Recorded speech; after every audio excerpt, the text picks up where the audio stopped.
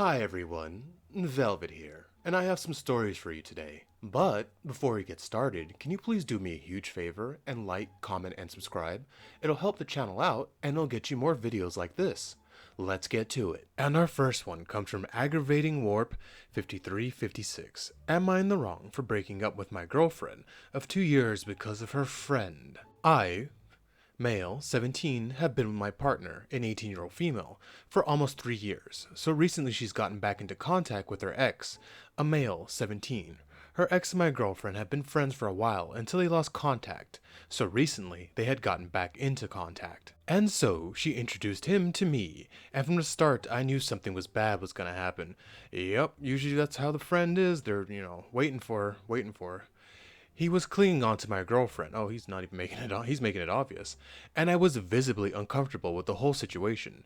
Was your girlfriend uncomfortable too? Cause she should feel the same way some man hugging up on loving on her in front of her boyfriend. I'm just saying. And after he left, I had a talk with her, and she pushed the situation off. But I pointed out he might like you. Later some night, he texted her, "Good morning. I know you don't want to talk to me. I'm sorry, but I'm so used to saying good morning." Oh god, he's one of those guys where he says good morning every time. Oh, it's so desperate and reeks. Ugh. It felt so wrong when I didn't say it. "I'm sorry for texting you when you told me not to. Please just let me know when you're ready. I'll be there and I love you. I hope you have a good day at school. Sorry." After he texted her, she showed me the text message that he sent to her and can see that he loves her. I was grateful for her, but I told her to block him because we had a situation like this on our first year of dating. Oh, okay.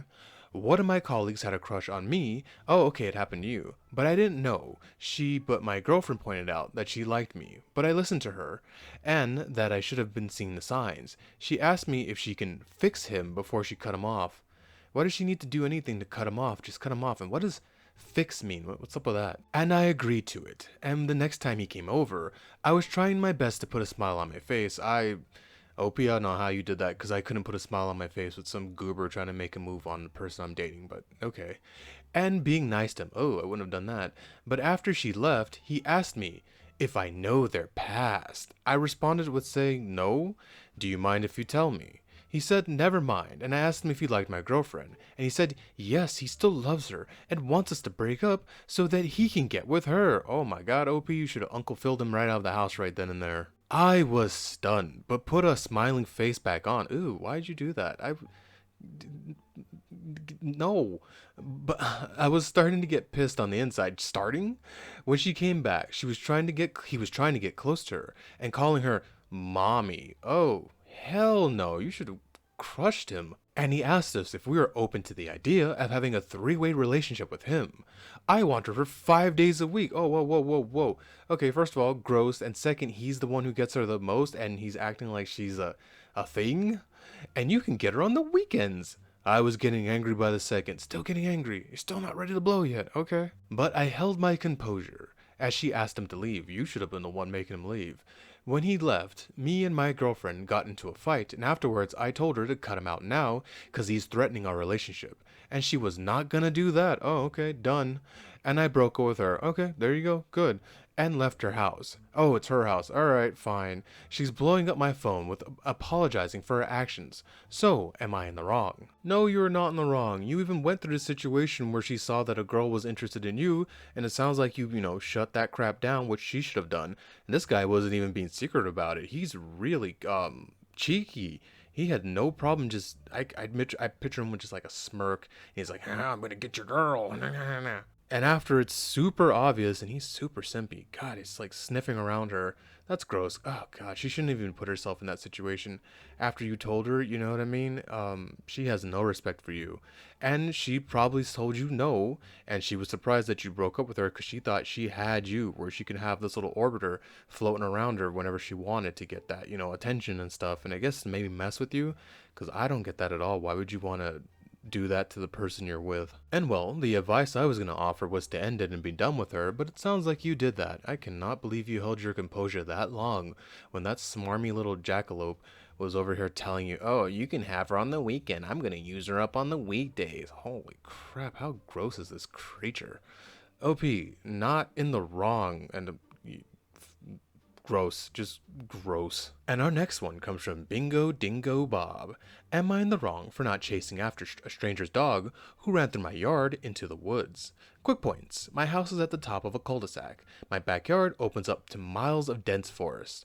I don't have any fencing. We have some privacy bushes that sit between us and the one house that can see into my yard, so my wife and her sister can sunbathe in privacy. Otherwise, the yard is wide open and fully accessible. My neighborhood is a bunch of blocks at the end of the cul-de-sac. You can stay on the sidewalk and not have to touch the street for over 2 miles. It's a popular walking/running path. A woman who lives in the neighborhood walks her big dog up and down this route daily. I've noticed that she carries a leash, but the dog is almost never attached to it. It was never an issue, but we have a lot of animals that walk through our yard. Last week, my wife and I were in our yard for a really nice afternoon for the first time this season, so my wife is excited to get a tan. We were hanging out in the yard, and my wife pointed out a few deer that were right outside of our grass. My wife feeds them so they're comfortable around us. As we were watching the deer, they all snap their necks towards the side of my house and then bolt. A second later, we see a dog sprint through our yard and chomp through the woods after the deer. A minute later, the woman trots into our yard, screaming for our dog to come back. We could see the dog getting farther and farther away. My wife is trying to cover herself up, and this woman turns around and looks at me and screams, "Go after him!" I obviously refuse. I'm wearing a pair of shorts, no shirt, no shoes, and I was also 6 beers deep and a joint deep. There's also a ton of bugs and ticks in the woods. I've never been more than 20 yards into the woods, just to dump some grass clippings. This woman is screaming and crying that I have to help her get her dog back. No, you don't. That's her problem. I'm paraphrasing, but I remind her that she rarely leashes the dog. He's a good boy. He never runs from me. By this time, we can't even see the dog.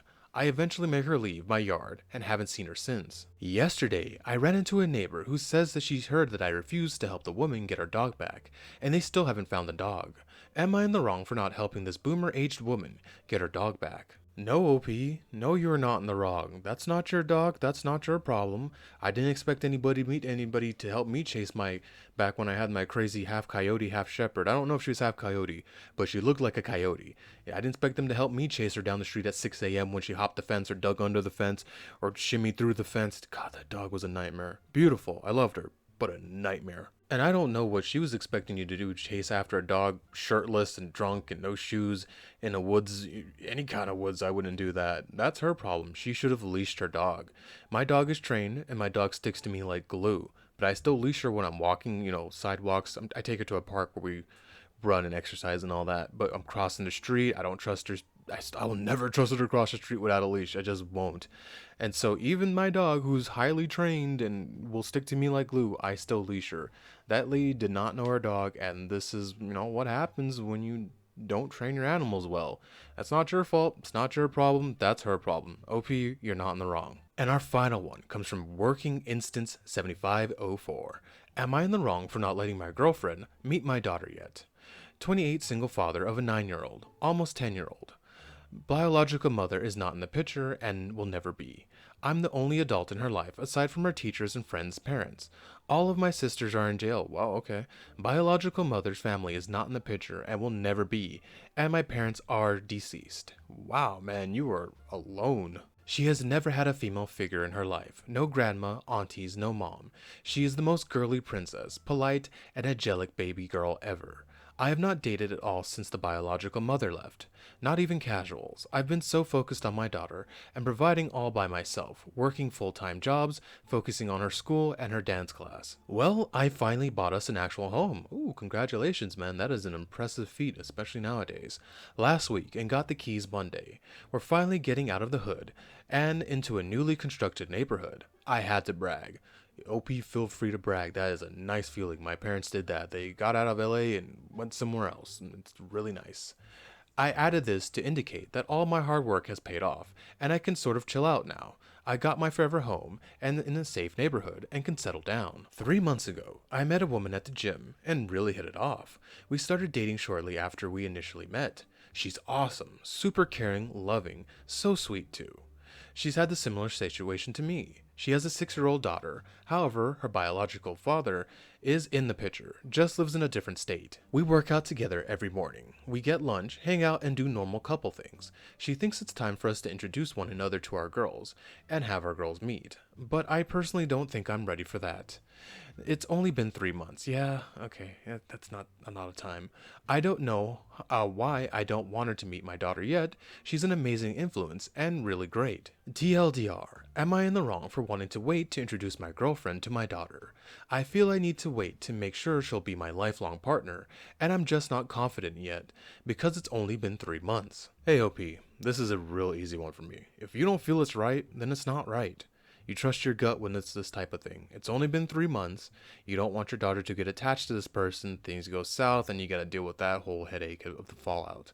So no, OP, you're not in the wrong, but I do hope she ends up being, the one, and you guys have a nice little blended family. Who knows? But yeah, OP, not in the wrong. Trust your gut. Just wait. Thank you for making it to the end of the video with me. And can you please do what I said in the beginning? And like, comment, and subscribe. It really and truly does help the channel out. It helps it grow, and it helps you get more videos like this. Velvet out.